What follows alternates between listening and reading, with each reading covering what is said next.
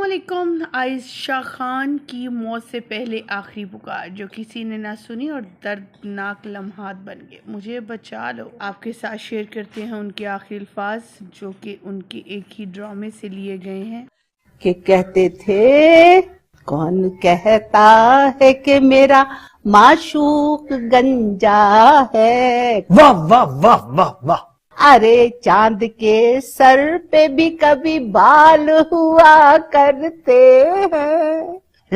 بہترین اداکاری کرنے والی سینئر اداکارہ عائشہ خان آج ہمیں چھوڑ کر چلی گئی۔ ان کے انتقال کی خبر کافی افسردہ رہی۔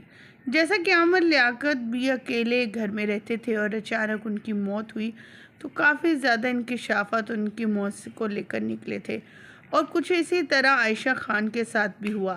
کراچی میں مقیم ایک فلیٹ میں جو وہ اکیلی رہ رہی تھی، زندگی گزار رہی تھی۔ ان کا بیٹا خود تو لاہور میں شفٹ تھا اور وہیں پر سیٹل بھی، لیکن کسی کیا معلوم تھا موت کا کس کو کیسے آن لے۔ کافی عرصہ گزرنے کے بعد، کافی دن گزرنے کے بعد ان کے اپارٹمنٹ کے گرد رہنے والے لوگوں نے شکایت کی کہ ان کے گھر سے عجیب قسم کی اسمیل آ رہی ہے۔ جب 1122 کی ٹیم آ کر ان کے گھر کو کھولتی ہے، آگے عائشہ کی لاش پڑی ہوتی ہے۔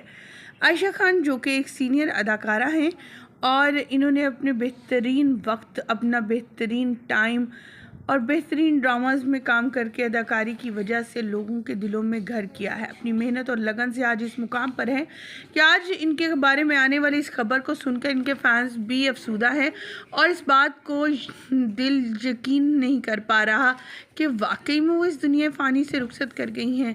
نہ تو ان کی بیماری کی کوئی خبر آئی تھی اور نہ ہی کچھ ایسا سین تھا، لیکن اچانک سے ان کے انتقال کی خبر نے شوبز انڈسٹری کے لوگوں کو بھی ہلا کر رکھ دیا اور سب لوگ افسردہ نظر آئے، ان کے لیے اظہار افسوس اور مغفرت کی دعائیں کرتے رہے۔